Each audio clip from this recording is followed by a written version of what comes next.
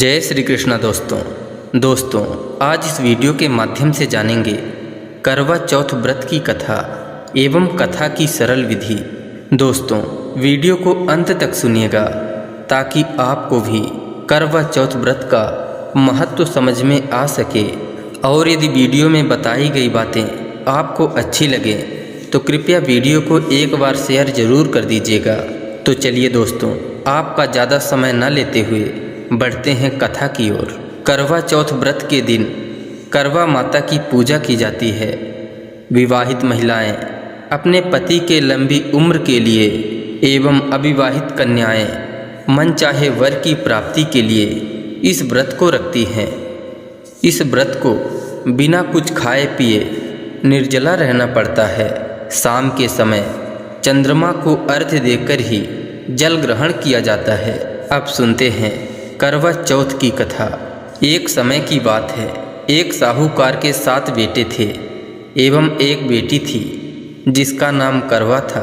करवा से 7 भाई बहुत प्यार करते थे। खाना भी खाना होता तो सबसे पहले करवा को खिलाते, इसके बाद ही 7 भाई खाना खाते। करवा की शादी हो चुकी थी। एक बार करवा अपने मायके से ससुराल आई। शाम के समय जब उसके भाई काम करके घर आए तो उन्होंने देखा उनकी बहन आज बहुत व्यस्त दिख रही है।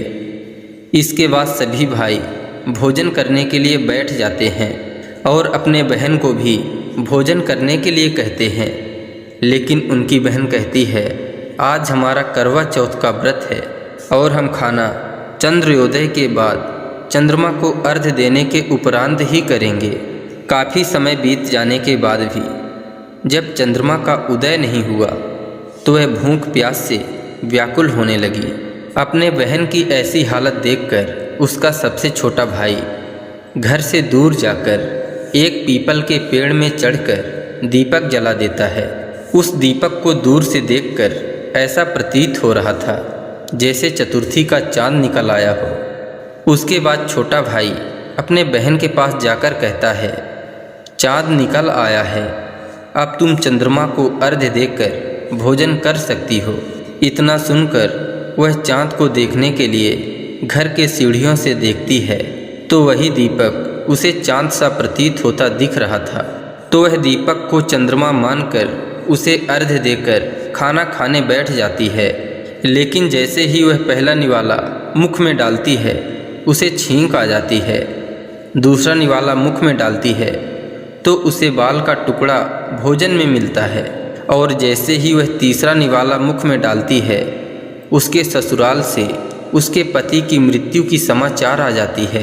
अपने पति की मृत्यु की समाचार सुनकर वह एकदम से बौखला उठती है। तब उसकी भाभी उसे सत्य से अवगत कराती है कि आखिर ऐसा होने का कारण क्या है। करवा चौथ का व्रत खंडित होने के कारण शायद देवता उससे नाराज हो गए हैं, तभी ऐसी घटना घटित हुई है। सच्चाई जानने के बाद करवा यह दृढ़ निश्चय करती है कि वह अपने पति का अंतिम संस्कार नहीं करने देगी और अपने भक्ति के द्वारा अपने पति को नया जीवन दिलाकर रहेगी। इसके बाद वह पूरे 1 वर्ष तक अपने पति के पास बैठी रहती है, अपने पति की देखभाल करती है एवं जो घास उसके पति के शरीर में निकल आते हैं वह उसे एकत्रित करती रहती है। 1 वर्ष व्यतीत होने के बाद जब पुनः करवा चौथ का व्रत आता है तो उसकी सभी भाभियाँ करवा चौथ का व्रत रखती हैं। इसके बाद जब सभी भाभियाँ उससे आशीर्वाद लेने आती हैं तो वह कहती है, यह यम सुई ले लो और पिय सुई दे दो, हमें भी अपने जैसी सुहागिन बना दो। लेकिन एक एक करके सभी भाभी यही कहती हैं कि अगली भाभी से ले लेना, यह कहकर चली जाती हैं। और जब 6वें नंबर की भाभी करवा के पास आती हैं तो वह फिर से वही बात दोहराती है। तो 6वें नंबर की भाभी कहती है, तुम्हारा व्रत सबसे छोटे भाई की वजह से खंडित हुआ था, अतः सबसे छोटी भाभी से ही तुम्हारे कष्ट का निवारण हो सकता है। इसलिए जब सबसे छोटी भाभी तुम्हारे पास आएँ तुम उन्हें पकड़ लेना और उसे तब तक नहीं छोड़ना जब तक कि तुम्हारे पति जिंदा ना हो जाएं। ऐसा कहकर 6वें नंबर की भाभी भी चली जाती है। अब सबसे अंत में छोटी भाभी आती है। तब करवा उनसे भी अपने सुहाग के जीवित करने की बात करती है, लेकिन वह दूसरी बातें करने लगती हैं। ऐसा देखकर करवा उन्हें जोर से पकड़ लेती है। भाभी उससे छूटने की बहुत प्रयास करती हैं, लेकिन वह करवा से नहीं छूट पाती और अंत में वह छोटी भाभी करवा की तपस्या को देखकर अपनी एक उंगली चीरकर उसमें से अमृत निकालती है और करवा के पति के मुख में डाल देती है। इसके बाद करवा का पति भगवान का नाम लेते हुए जिंदा हो जाता है। इस प्रकार भगवान की कृपा से छोटी भाभी के माध्यम से करवा का पति जीवित हो जाता है।